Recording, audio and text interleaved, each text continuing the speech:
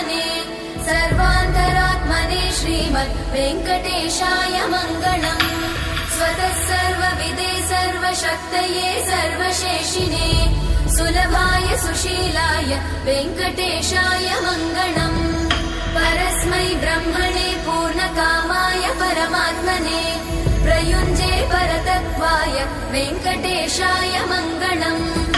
आकालतत्त्वमशान्तमात्मनामनुपश्यताम् अतृप्त्यमृतरूपाय वेङ्कटेशाय मङ्गलम्। प्रायस्व चरणौ पुंसां शरण्यत्वेन पाणिना कृपया दिशते श्रीमद् वेङ्कटेशाय मङ्गलम्।